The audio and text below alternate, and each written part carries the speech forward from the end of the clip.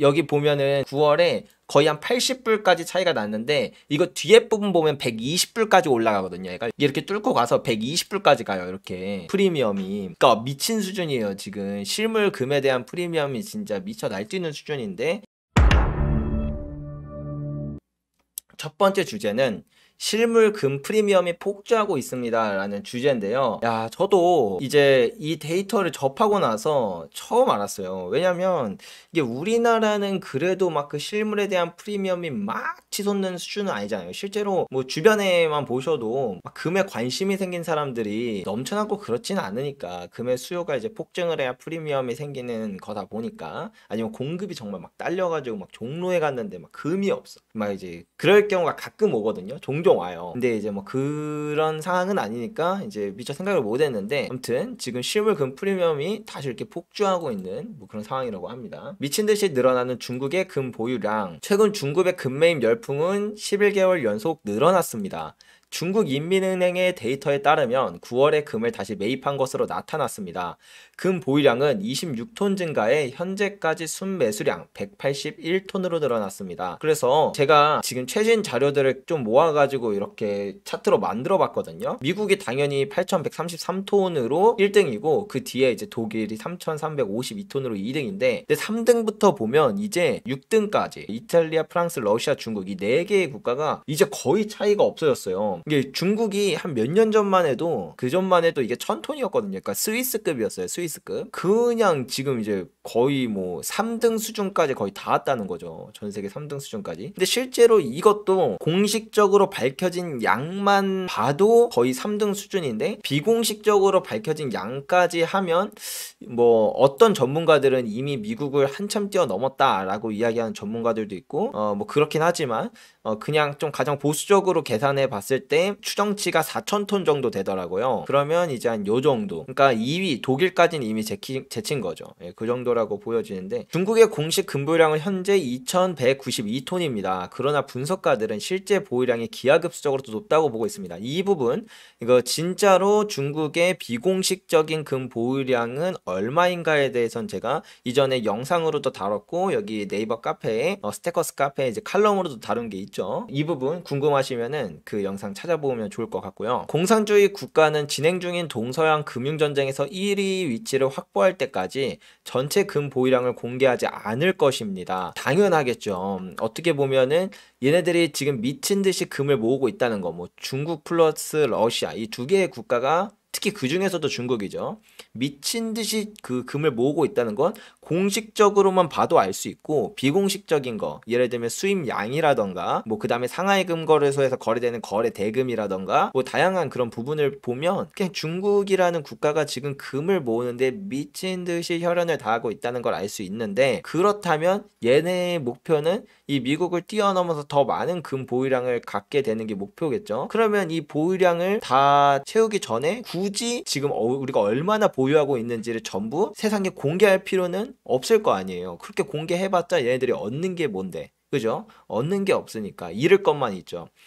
중국이 이렇게 대놓고 막 금 많이 매입하더라, 야 지금 금 가격 엄청 오르려나 보다, 금이 엄청 뭔가 대단해지려나 보다 해서 막 투자자들의 투기심을 막 자극시켜서 금 가격 올라가 봤자 중국 입장에서는 금을 살 때 더 비싼 가격으로 사야 되는 일만 발생하니까 굳이 이제 그럴 이유도 없어서, 그래서 제가 생각해도 그래요. 어떤 전문가들은 이미 미국의 보유량을 한참 뛰어넘었다고는 하지만 사실 그렇진 않을 거다라고 생각을 해요. 왜냐면 그렇게 넘었으면 얘네들이 이제 더 이상 굳이 또 안 밝힐 이유가 없거든요. 예, 그죠? 그렇기 때문에 지금 안 밝히고 있다는 것 자체가 아직 미국의 금 보유량을 넘어선 수준은 되지 못했기 때문에, 그래서 저희가 생각해도 한 4000톤에서 5000톤 정도 보유하고 있지 않을까, 비공식적인 양까지 합치면 그렇게 생각을 합니다. 금은 다양한 언어로 세계의 메시지를 선포해 왔습니다. 투자자들은 들어야 합니다. 최근 중앙은행들이 금에 주목하고 있다는 것은 확실합니다. 투자자들이 고유자산을 금 ETF를 매각하는 동안에도 중앙은행들은 수년 동안 점점 더 많은 양의 금을 구매해 왔습니다. 그래서 요게 이제 ETF와 그 다음에 중앙은행들의 실물 금 보유량의 데이터인데요. 보시면 이게 이제 주황색이 ETF고요. 그 다음에 이 초록색이 중앙은행들이 금을 보유하는 양인데요. 이게 중앙은행들은 계속 금 보유량을 늘리고 있어요. 근데 ETF는 점점 줄어요. ETF는 계속 매각을 하고 있는데 중앙은행들의 금 보유량은 늘어나고 있다. 이런 거죠. 그래서 ETF는 보통 투자자들, 뭐 기관이 됐던 일반 개인이 됐던 이런 투자자들이 투자를 하는 거고, 그러니까 이게 하나의 메시지라는 거죠. 물론 직접적으로 중앙은행 장들이 메시지를 던지기도 해요. 제가 이것도 이전 영상에서 그 내용들을 다 하나하나 긁어서 말씀드렸던 적이 있었는데, 뭐 네덜란드 중앙은행이라던가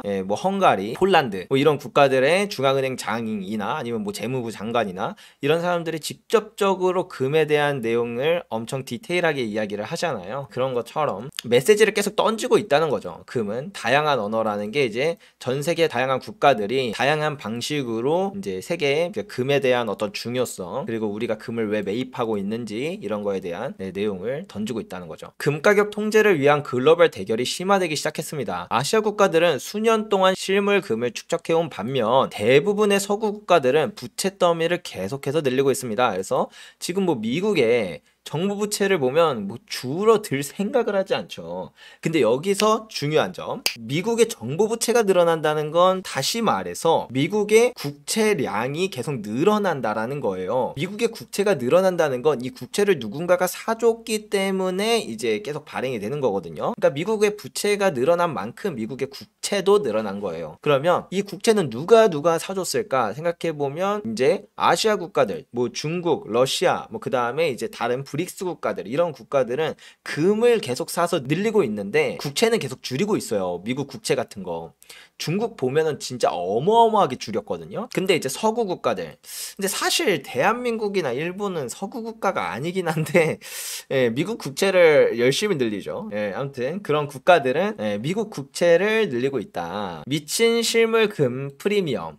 오늘의 가장 핵심이 되는 이 부분. 최근 몇 주 동안 중국의 금 가격이 급등하여 국제 가격에 비해 기록적인 프리미엄이 발생했으며 때로는 온스당 100달러를 초과하기도 했습니다. 이는 지난 10년간 평균 프리미엄 7달러 미만이었던 것과 크게 대조됩니다. 이 차트를 한번 보여드릴게요. 중국 상하이 금거래소에서 거래되는 금 가격이랑 그리고 LBMA 런던 금시장에서 거래되는 그 금 가격이랑 이렇게 비교를 해서 가격의 차이가 얼마나 나느냐, 그러니까 런던 금시장보다 상하이 금거래소가 얼마나 더 비싸게 팔리느냐를 이제 프리미엄화해서 나타낸 거예요. 그래서 이게 높으면 높을수록 상하이 금거래소의 금 가격이 더 비싸다는 뜻이거든요. 자, 근데 우리 여기서 생각해야 될 거 한 가지. 사실 금 가격이라는 건요, 전 세계 어느 국가를 가나 가격이 똑같아야 정상이에요. 그쵸?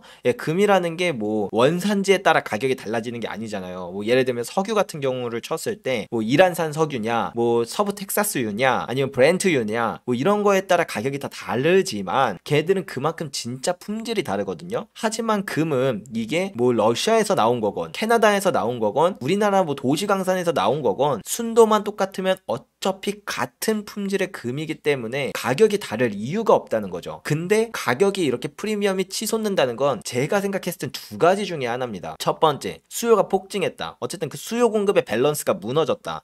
두 번째, 다른 쪽 거래소에서 뭔가 조작이나 통제가 있었다. 이 둘 중에 하나인 거죠. 그래서 이거랑 정확히 일치했던 순간이 언제였냐면요, 1944년 이제 브레튼 우즈 협정 지나면서 미국 달러가 이제 전 세계 패권 국가의 그 화폐가 됐는데, 이제 그 미국이 이 금본위제를 계속 유지하려면 금 가격이 계속 고정돼야 되거든요. 근데 금 가격이 고정되려면 화폐 발행량이 일정 수준을 넘어가면 안 돼요. 그 대략 한 200%라고 이야기를 하는데 이제 계속 발행을 한 거죠. 화폐를 너무 많이 발행하다 보니까 그 다른 국가들이 본 거죠. 아니 이게 화폐가 이렇게 많이 뿌려주면 금 가격이 이게 말이 안 되는데 해가지고 실제로 그 당시에도 금시장이 여러 가지가 있었어요. 뭐 런던 금시장도 있지만 뭐 몇 개의 금시장이 있었거든요. 그래서 다른 금시장, 그러니까 다른 국가의 그런 일반적인 금시장에서는 금 가격이 막 40불, 50불 막 그랬어요. 근데 미국에서는 온스당 35달러, 1트로이 온스당 35달러에 고정돼 있으니까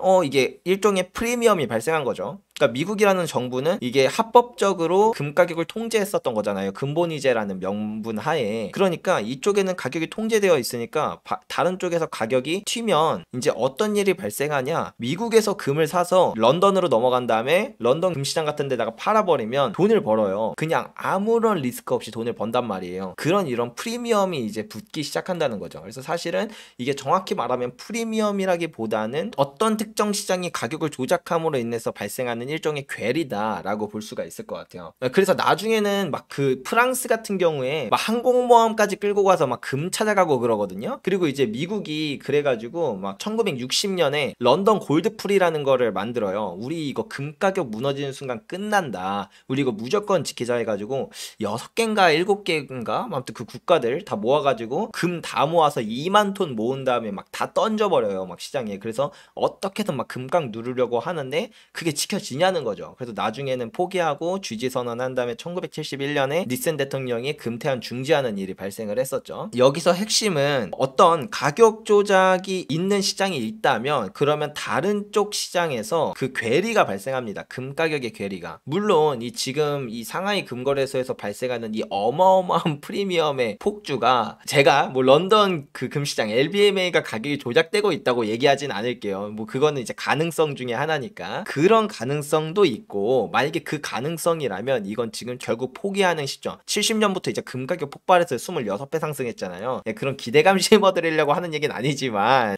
물론 기대가 되기도 하지만 뭐 어쨌든 그때의 상황과 되게 유사한 흐름이 나타나고 있다라는 점인 거죠. 그래서 이게 여기 보면은 지금 9월에 거의 한 80불까지 차이가 났는데 이거 뒤에 부분 보면 120불까지 올라가거든요. 그러니까 여기 뚫고 이게 지금 다 안 나와서 그런데 제가 이따가 여기 이거 데이터 있는데 제가 직접 보여드릴게요. 이게 이렇게 뚫고 가서 120불까지 가요. 이렇게 프리미엄이. 그러니까 미친 수준이에요. 지금 실물 금에 대한 프리미엄이 진짜 미쳐 날뛰는 수준인데 네, 요런 상황이다 지금. 그리고 이제 보시면 이게 일반적으로 프리미엄이 여기 요렇게 쭉 보면 한 7달러 정도 수준. 그러니까 지난 10년, 그러니까 2013년부터 이렇게 쭉 봐도 이 평균 프리미엄이 7달러를 넘지 않는데 지금 이걸 넘어서 120불을 찍고 이렇게 살짝 내려왔거든요. 이따 뒤에 보여드리면. 그러니까 실물 프리미엄이 이 정도까지 뛰는 게 말이 되나? 그럼 이 말을 거꾸로 말하면 어떤 말이 되냐면요. 지금 런던에 가서 1트로이 온스 31.1g 사온 다음에 바로 중국 가서 상하이 금거래소에 팔아버리잖아요. 그러면 아무런 리스크도 없이 100달러를 번다는 말이에요. 그러니까 이게 무슨 차라리 막 한 7달러, 8달러 수준이면은 뭐 운송비 포함하고 뭐 하면은 굳이 중국까지 이렇게 넘어갈 필요가 있나 라고 생각이 들겠지만 100달러라는 건 진짜 통제 밖의 이야기잖아. 이건 말도 안 되는 거예요. 진짜 말도 안 될 정도로 뭔가 잘못됐다는 거죠. 중국의 수요가 진짜 미쳐 날뛰는 거던가 수요 공급 밸런스가 완전히 무너져 버린 상황이라던가 아니면 지금 런던 기금속 시장이 그동안 계속 통제되던 금 가격이 조작되지 않는 다른 시장에 의해서 노출된 거죠.